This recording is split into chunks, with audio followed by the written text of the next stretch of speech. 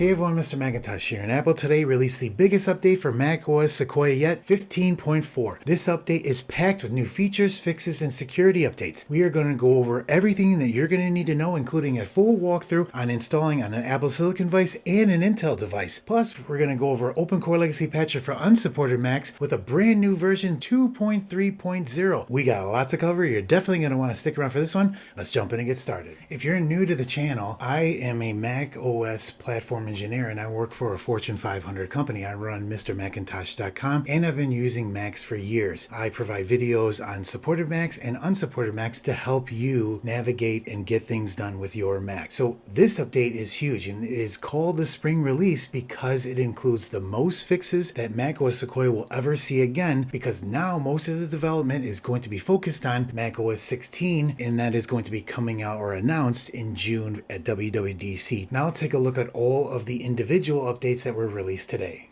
Along with 15.4, Apple released a slew of OS updates, including macOS Sonoma 14.7.5, macOS Ventura 13.7.5. On the iOS side, 18.4, or for older phones, 17.7.6, 16.7.11, and 15.8.4. That's a wild one. For HomePodOS 18.4, tvOS 18.4, visionOS 2.4, and watchOS. As of this taping, we still do not have an update.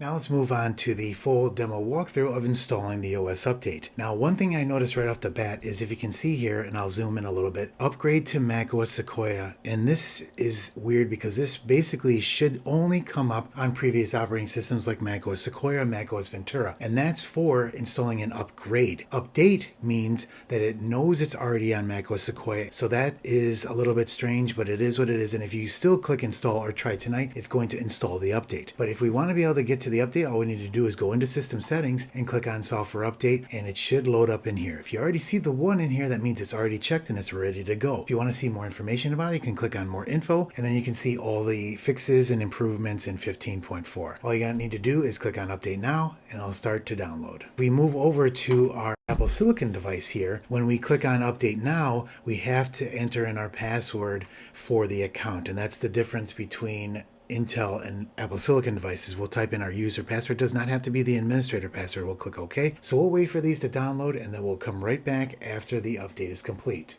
Okay, we are back up after the update, and this is why we go through a full walkthrough, because we can see a new splash screen after the update to 15.4 is complete. Let's log into our Intel and see if we have the same message. And there we do. We have both on the same. This is only a little bit different because this device is file vault encrypted and this one is not. That's why we came to the login window here, and now we see what this fully says. Software update is complete. Your Mac has been updated to macOS Sequoia. Future software updates will automatically be downloaded and installed for you as they're released. You can manage this in software update settings. This is a big deal, especially for if you manage your own software updates and if you have an unsupported Mac with OpenCore Legacy Patcher. You normally always should turn those off immediately so you don't have the version mismatch problem with it automatically downloading in the background and you don't want to update yet, and then you try to root patch and you get an error. That's why we turn that off for unsupported Macs. But as I said, this is an important piece if you want to be able to manage your own updates. What you can do is click continue to turn on automatic download and install updates, or you get the option over here, which is not a button, which is a little bit kind of sneaky in my opinion, only download automatically. But keep in mind that still causes the problem for unsupported Macs, because it's going to download. It doesn't just download the update, it actually prepares and modifies the system to prepare itself for the next update. So we're going to have to go in there and modify those settings after, and I'll show you how to do that now. So what we're going to do is, on one, we're going to click on continue. And then on our Apple Silicon Mac, we're going to go over here and we're going to click on only download automatically. So here's our welcome to the Mac, and you could see how we got the splash screen for Apple Intelligence with the rainbow here, and we did not get that for the Intel Mac because it is not compatible. Let's look at the software update settings that we just saw that were changed in the splash screen once we got to 15.4. We'll go into System Settings and then we'll click on software update and we'll look at those settings and how they've changed. You now have your Mac is up to date. You also have a check for update button now that you can select to be able to check instead of doing Command R to refresh this window. So if you do Command R, it still works to check for the update, but now you have a button to check again. This is the automatic updates part that we are talking about. What makes it even more confusing is there's no direct button. This is kind of the little sketchy stuff that I was talking about with the thing down here. Apple doesn't really want you to go in here and turn off automatic updates, but you actually have to click this even though it doesn't look like a button. So you click on the little eye here, and then you can see all these settings. So if we go into our Apple Silicon Mac, we click on System Settings, and then we go into there to Software Update, and we can see the settings in here and how they're different. When we clicked automatically, we've got install updates and download them available, but on here we have just download when available. Now, again, when I talk about this and say it might be a little iffy, for most users, you want to keep your system secure and update, and the update is going to install just fine for your system and everything's going to be okay. But if you want control of your system, or if you have an unsupported Mac with OpenCore Legacy Patcher, you got to turn these off immediately. So we want to click on this to turn off install updates. We'll type in our administrator password, and we got to go back in there and do this and turn that off. Usually this will turn off both, but you can manage those together, and we'll click on done. The same thing over here with Apple Silicon. We turn that off like this, type in our password and click unlock. Now it's back to normal where we manage the updates. The next thing I wanted to talk about was Apple Silicon, Apple Intelligence automatically enabling itself now since 15.3. So this is another thing where Apple is automatically turning it on for you, and you have to go in there and turn it off if you don't want to use it anymore. So I switched to our main cinema display 30-inch with our Apple Silicon device, and we're going to take a look at that automatic Apple Intelligence features. So if we go into System Settings and go into Apple Intelligence, this is what's going to be turned on automatically if you didn't have it turned on before, or if you're doing a fresh install. You'll see a splash screen when you first install the operating system on everything 15.3 and newer, and it basically automatically enables Apple Intelligence. So you have to go in here and turn that off. Now another thing is that it takes up operating system space. So to get to see what that is, all we need to do is go to General, then click on Storage, and then give it a second to calculate. You should see it down here under macOS. You can click the little icon, and there it is, Apple Intelligence. Look at that number for a second here. There's new features built into 15.4, but in 15.3.2 and lower, it was around 6 to 8 gigabytes. So it has really jumped in size with 15.4 with the additional features, and that's something that we need to keep an eye on. Now, how do you get that space back? I'm gonna go into this more in another video, but the normal way that you're supposed to be able to do this is to go into Apple Intelligence and then turn Apple Intelligence off, and then it'll look like this. What is said is that within 1 week, that storage under General should be able to remove itself, and that's the only Apple supported way of being able to gain that storage back. Now, if we go back down here and click on this, it'll still be there, but it should end up going down later within a week, and that's most likely due to, if you want to turn it back on, it doesn't have to re-download 10 gigabytes worth of Apple Intelligence features. Once that's done, that should be gone. If it's not, you're going to have to go into Advanced, and I'll show you how to do that in a future video. That's Apple Intelligence and the automatic enablement of it. Now let's take a look at what's new in the 15.4 update. If we go to what's new in the updates for macOS Sequoia, we can see the full list of all the included changes and fixes in Sequoia 15.4. If we first start off with Apple Intelligence, remember this is only for Apple Silicon M1 and later. The first thing that we can look at is memory movies can be created by describing the story you want to see in Photos. So if you open up the Photos app, you can click on Memories, or you can go to File and then New Memory Movie, but you have to have enough videos or pictures in Photos to be able to create the memory movie. The next thing is that Sketch is now available as a style option in the image playground. You start here and you can describe what you want to put in here, or you can add themes in here. So I had added a party, birthday, and a starry night, and you give it a second, it'll work and create a picture. But if you look at the style animation here, it's in animation. You can also click illustration and it'll change that. And now the new feature here is Sketch. So if you click on Sketch, it'll give it a second and give you like an actual sketch. And that's for image play. The next feature is under Mail. Mail categorization sorts your messages to help you prioritize the most important messages. So if we go to the Mail app here, we can actually see this behind here, Mail categories. Find the messages that matter most in primary and organize everything else. Turn this off anytime by going to the 3-dot menu. So you can click on Try Categories in your Mail if you're using Apple Mail app. The next thing is a big update to Photos app. So the first one, a new filter to show or hide items not contained in the album in the library view. So looking under library, you'll see all these. But if there's one photo that's not in here, you can go up to here, filter by, click on the down arrow, select not in an album. And you can see how that changed because I added a test album here. So that's a nice feature. Next thing, Retouch Brush is included in the cleanup tool. So if we go back to Photos, and then we pull up a photo here, I got a stock photo here, and we want to click Edit. And then if we go to the Cleanup tab, we can now see there's a retouch option. The next item is reorder items in the media types and utilities collection. So if we go back to Photos and then we can type in media types or utilities, it shows the different types. So for example, I've got screenshots here and videos. But if we reorder these, like if you have a whole bunch of these different ones in here and you want to get them the proper order, click on media type, click Control or right click on here, click Arrange and reset the order.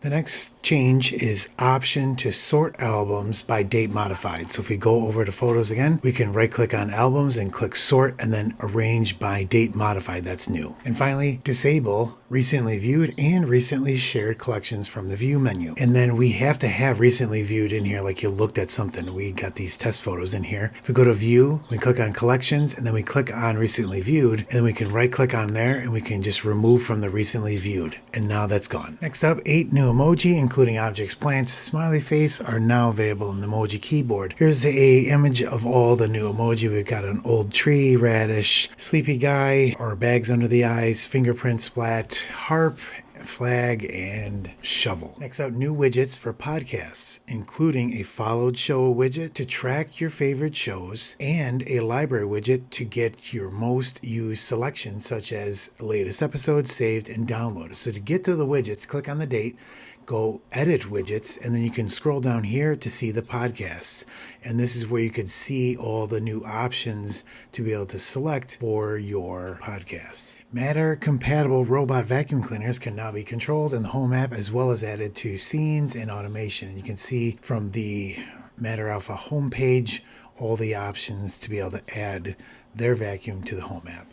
Next up, resolved an issue where certain external displays might not be able to turn off night shift. So if we go into System Settings, click on Displays, and then click on Night Shift, we can see the schedule here is off, but we can turn this on, sunset to sunrise, and then turn on until sunrise. You can see that it turns on. This was not working for some external displays. Now for me, I was having an issue with a MacBook Pro connected to a studio display where the night shift would work on the studio display but would not work on the laptop screen. So I'm going to have to test that to see if it fixes that or not, but this is saying it cannot be turned off, and we're able to turn off the night shift just fine on the Cinema HD display 30-inch. If you have a 2025 Mac Studio desktop, increases the maximum default memory allocation limit available to the GPU on the Mac Studio with an M3 Ultra in configurations with 256 gigabytes or 512 gigabytes of unified memory. If we look at the M3 Ultra Studio, we can see that the base is 96 gigabytes, but you have an option for 256. And if you go to the Ultra chip, you can go to 512. We got another fix for the Mac Studio here on 15.4. If you use Final Cut Pro, it improves the transcoding performance with the chip of the M3 Ultra only. Screen time app limits persist even after a child uninstalls and reinstalls an app.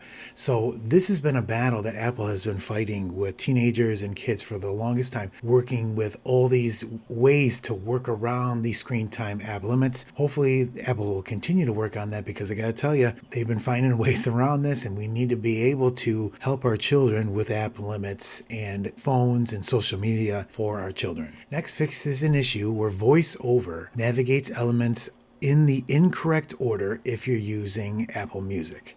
And then finally, addresses an issue where a Braille display may show incorrect line when navigating lines with a left or right arrows. Now let's take a look at the Apple Silicon firmware updates. If you have an M1 to M4 Mac, you did get a firmware update, 11.881.101.1. Same thing with the OS Loader version. If you have an Intel Mac, you got your T2 Bridge OS updated to 14.248.0.0, and the firmware got updated to 2075.101.200. Next, Safari was updated and is included in 15.4, but is available as a separate download for macOS Ventura and macOS Sonoma. It was updated to 18.4, 20.621 1.15.11.10. Next, let's talk about security updates. Apple actually broke a record on the 15.4 update with 131 CVEs patched. Just blows all the previous releases, which usually range from anywhere between 30 and up to 50 CVEs that are fixed. So this is really impressive, the amount of fixes in this update. It's great that Apple has a focus on security and is continuing to work with security researchers to get all these vulnerabilities patched. Next up is what's new in Enterprise for macOS Sequoia. Enterprise fixes are important for anybody that supports Macs in an environment like commercial business, education, or government. We manage thousands of Macs, and there's a lot of things that are very important to us that involved mobile device management. This is also a record with the amount of fixes that are included for enterprise users and shows how well the enterprise team is working with Mac admins to get these fixes into the operating system so they can be used in business. And this is just absolutely fantastic. I'm not going to bore you with all these fixes, but what's great about this stuff here is sometimes there's fixes that are listed in here that you as a user might want to know about. For example, there's a new transfer your data to Mac pane when you first build a new 15.4 system. Now what this means is that you can actually use your iPhone to transfer certain data to your Mac, and that's a new option. And this is important because some admins do not want personal data to be transferred to the Mac while they're setting it up as a corporate device. So it's great to see all of these fixes for enterprise users. Now let's take a look at the Geekbench 6 benchmark scores on our late 2020 M1 MacBook Air. On our single core, we got a 2399 on our 15.3.2 and an 8770 on our multi. So once we updated to 15.4, we got a 2380 and an 8773. Now when we do these, we're looking for big swings, like there could be some kind of problem with the update or something that's going on. I run all my tests with plugged in at 100% battery, making sure also that Spotlight indexing has completed to make sure that all the test results are consistent. Now we're remoted into our late 2018 Intel Mac Mini. We ran on 15.3.2 a 1569 on a single and a 6762 on our multi-core. Once we updated 15.4, we went to 1577 and 6783. Next up is OpenCore Legacy Patcher for unsupported Macs, and a brand new update is available, 2.3.0. This is months in the making and it's finally here, and we need this update for certain 15.4 compatibility. In this quick preview, I'm going to be using a demonstration Mac of our 2013 Mac Pro. So as soon as you boot your system up, OpenCore Legacy Patcher checks for updates, and if it finds one, it gives you the option to update. So what I recommend is before updating to 15.4, make sure that you update OpenCore Legacy Patcher and your EFI and the root patches, then make the jump up to 15.4. Make sure everything's running okay on 2.3.0 before you make the jump to 15.4. If there's a problem, then you can troubleshoot OpenCore Legacy Patcher first, and then you can decide whether you want to make the move to 15.4 or not. But all we need to do to update is click on download and install. And what I would recommend too is backing up all your files before making the jump to the next operating system, like this major one of 15.4. All you need to do is run a time machine or plug in a USB drive, back up all your important files, and then if something goes wrong, everything is safe. Most people's updates are going to go just fine with no issue whatsoever. But if you do have a problem, you're safe and you got all your files backed up. This is a good thing to do anyway, even if you have a hardware failure on your Mac or something else goes wrong. Like for example, if it falls or breaks or if it gets even stolen, you still have those files and it's ready to go. So what it's doing is it's downloading the patcher from the GitHub. It's going to install an update, and then we're going to go through the 3 steps. Step 1 is updating the app. Step 2 is updating the EFI bootloader on the EFI partition for OpenCore. And then the third and final thing we'll do is update the root patches. And if everything's running okay, we can download 15.4 and we can move to the next piece of updating to 15.4. There we go. 2.3.0 has been installed, and look, it's already giving you the next part of the process. It says the app update has installed successfully, 2.3.0. Would you like to update OpenCore here and install the newer root patches? Yes, we do. So the first thing is going to do automatically is do the new version of OpenCore for our EFI partition. We'll click on OK. Yes. And we'll install to disk. And we'll partition, EFI, and done. Now the next and the third is to install the newest version of the root patches. So as you can see here, the available patches for our system: AMD Legacy GCN, Modern Wireless, and the last time we patched was March 13th with 15.3.2 on 2.2.0. Let's start that root patching process. Now check for KDK, but we don't need a new KDK now because we didn't update to 15.4, so the 15.3.2 is just fine for now. Stay tuned for my OpenCore Legacy Patcher testing video, which I test 14 different Macs against 15.4 and the latest version of OpenCore Legacy Patcher 2.3.0 to make sure everything's working right on all the different versions that are available. I want to test to make sure that there's no issues before you test your home Mac, so that's why I do those videos, and I'll go over all the new features and fixes in the 2.3.0 update. Let's click on reboot and restart. Okay, we're back on the desktop. All we need to do is double check to make sure everything went well. We can open up OpenCore Legacy Patcher again, and we can click on post root patches, and all applicable patches are already installed. We got a new version here of the root patches on today's date, March 31st, 2025. Now we can also go into settings and then app, and we can verify that the new version of OpenCore was installed. We can scroll down here, and there it is, release 104. We're good to go. Now we're ready to update to macOS Sequoia 15.4. So we'll close OpenCore Legacy Patcher, and then we'll go into system settings. We can see the updates already available. We'll click on software update is available. We'll wait for a second for it to check one more time. Available updates 15.4. We can click on more info. We can see that it's 15.58 gigabytes, and that is normal for unsupported Macs. Now all we need to do is click on update now, and then we'll click on agree. Now what's going to happen here is we need the kernel debug kit. So what's going to happen is we're going to see there it goes. It's going to check, and there it is. It found that there's a new kernel debug kit available. We'll click on OK, and it's going to download the 24E248 kernel debug kit, and then it's going to stash it, and it's going to be able to install for root patching after the 15.4 update is complete. Okay, now it's putting the kernel debug kit into the KDK folder. We can go into Macintosh hard drive, library, and then developer, and then KDKs. And there you go. There's our 15.4 KDK. It does not have a folder because it's not installed yet. After we reboot and install 15.4, then we'll have the folder, and then it's all ready to go to apply the root patches. Now, while the KDK is being downloaded, it's almost a gigabyte in size. The download for the regular OS update will be a little bit slower. Once this finishes, then this will kick up a little bit. Now, if you have the MetaLib support package and your Mac is 2012 to around 2015, that'll be downloading also at the same time.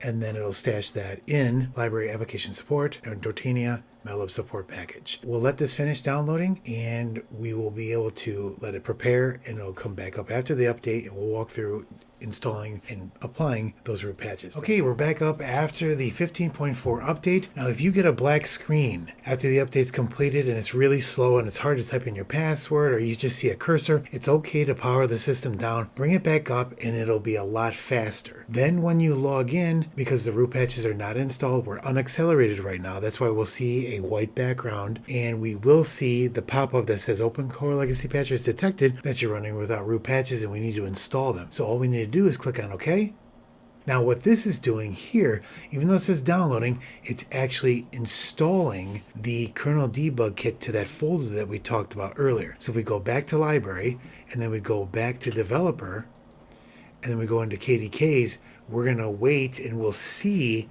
the folder for the 15.4 KDK go right here. And once we see that folder, then we know it'll continue on to the next part. And we'll give it a second here to finish up. There it is. Our KDK 15 folder is there. Now it's going to use the files in that folder for the KDK to be able to create the patch. And there it is. The KDK found at Library Developer KDKs 15.4 KDK. It's going to merge it with the volume, create the root patch, apply it, and we'll reboot. There we go. All we need to do is reboot and restart. Okay, we're back up after the applying of the new root patches, and we should be good to go. We've got our background here. We've got our transparent menu bar and our transparent dock. We can go into OpenCore Legacy Patcher, and we can click Install Root Patches to verify we've got the latest patches installed. And we do. All applicable patches are already installed 2.3.0 on March 31st, 2025.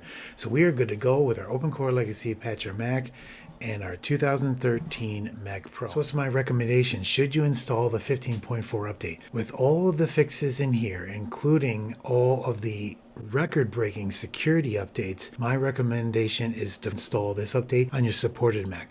Now, if you have an unsupported Mac, give it a little time because there's a lot of changes in this update. And I will be doing, like I mentioned earlier in the video, a full OpenCore Legacy Patcher 2.3.0 update video with 15.4 on 14 different machines to make sure it installs properly. So stay tuned for that. Thank you so much for watching. If you have any questions, put them in the comments below, and we'll catch you in the next video. Thanks.